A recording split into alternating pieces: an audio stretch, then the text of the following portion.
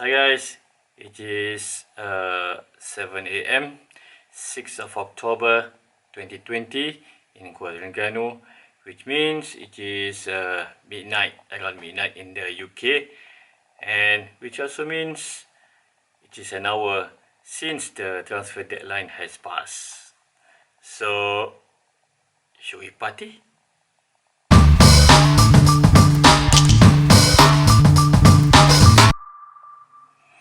So yes, Thomas Partey has joined us on transfer deadline day from Spanish side Atletico Madrid after we activated the release clause in his contract, which is around 45 million pound. It is being done by going through the La Liga authorities, where the international transfer certificate is being kept, and it is something different from the rest of the world because of everywhere it is the club who hold the ITC, but over there it is the league authorities which hold the ITC. So what Arsenal did was they just went to the La Liga authorities, activated the release clause, paid the sum, and Thomas Partey is an Arsenal player. Simple as that. A bit to the dismay of Atletico Madrid because of they have been holding on to Partey for so long. Well, I think maybe there's a tricky way to do it, but it's been done. Mikel Arteta has been chasing Thomas Partey for so long together with another midfielder, Houssem Aouar of Lyon, while Aouar already stated that he intends to stay with the French side for the rest of the season. So it means that he's going to be playing in Ligue 1 this season. Whether Arsenal are going to come back for him in the future is remain to be seen. I'm not going to speculate on that. So what do you think of our transfer dealings during this window? I would say it has been a good session. First of all, we managed to convince our skipper, Pierre-Emerick Aubameyang, to sign an extension to his contract, which is a very, very important move because of his decision to stay shows that he has the belief in the manager's vision to bring success to Arsenal sooner rather than later. So the intention is there to find success with Arsenal, and that could influence others come to Arsenal, join Arteta's revolution. Then we have central defender Gabriel as well as Willian, who we got on a free transfer from our London rival Chelsea, and both of them have performed well this season. A clean sheet for Gabriel on the opening day against Fulham, and during the same match, William with 3 assists for all the 3 goals that were scored at Craven Cottage. Apart from the Brazilians, there's also an Icelandic international goalkeeper, Runa Alex Runarsson, which is in Bahasa Malaysia could be translated as Runa Alex Anak Runar.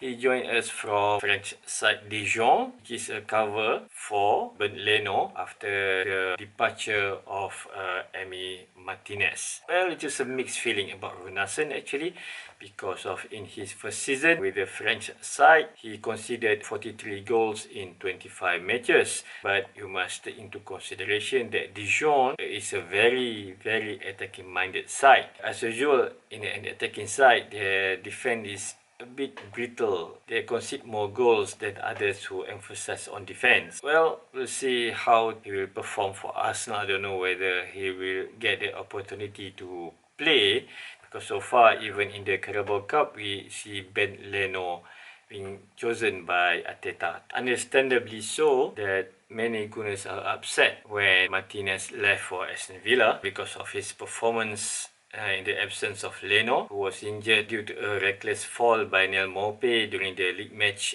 at Brighton, which saw the German being stretched off and out for the rest of the season. Martinez came in, performed well, helped Arsenal to get into the FA Cup final, won it against Manchester City, a clean sheet at Wembley, and again, just about a month later, helped Arsenal to the Community Shield by defeating Liverpool on shootout after a 1-1 draw also at Wembley. For me, both of them are good goalkeepers, but in my opinion, Leno is slightly better than Martinez because of he has played so many matches before in the Bundesliga, and he also represented Germany at international level. In that sense, the experience that he has put him ahead of Martinez. Since joining us from Leverkusen, Leno has performed very well, while Martinez, perhaps due to the lack of matches, inconsistent with his performances, especially in the Europa League. It is hard to choose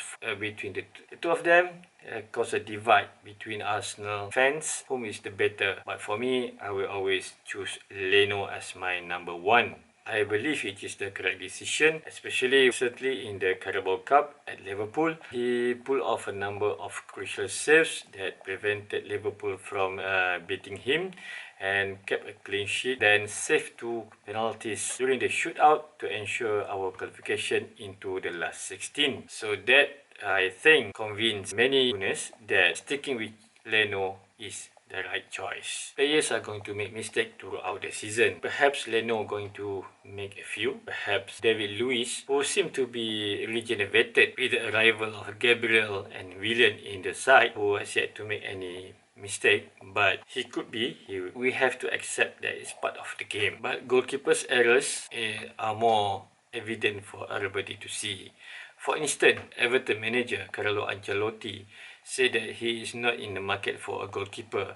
But last week, his first choice, Jordan Pickford, who is an England international, dropped a clanger which led to a Brighton goal during their match at Goodison Park. And as a result of that, we saw Ancelotti move into the transfer market, and he brought in Swedish international Robin Olsen to give some competition to Pickford for the position between the posts. So as you can see, things can change a lot during just a few weeks of the season. During the window too, apart from Martinez, who left on permanent basis, there are a couple of players going out on loan. Matthew Guendouzi has joined Hertha Berlin on loan, and as well as Lucas Torreira, who joined Atletico Madrid on loan for the rest of the season. So whether it is going to work out for them, whether they're going to join those respective club permanently at the end of the season, we don't know. But sometimes a loan move can regenerate someone's career at the club. Just take a look at Muhammad Elneny, who spent last season on loan at Turkish side Besiktas, and this season he has been prominently used by Arteta in the midfield. And I really believe since the Community Shield, he has played all the matches except for one, I think, of Arsenal matches this season. So you can see, coming back from a loan spell, you'll be coming to, so it just worked out for some players. So it remains to be seen whether Guendouzi or Torreira are going to come back to Arsenal and cement their place in their sides. Guendouzi is still a young player, and he's supposed to use that experience, his time at Hertha Berlin, to improve on his discipline, to improve on his communication perhaps, and show that he has grown into a more mature player come to the end of the season, so that he will become part of Arteta's plan, because I really believe that he's a very talented player with a good eye for a pass that can unlock defense. So it is really sad if indiscipline led him to other places and not at Arsenal. So in conclusion, again, it has been a good window for Arsenal. Hopefully, the acquisition will strengthen Arsenal in their quest to become one of the top team again in the English Premier League. Maybe can continue where they left off, winning a few more trophies, do well in Europe. I really hope they do. To those who just joined in Arsenal, good luck to all of you. Semula.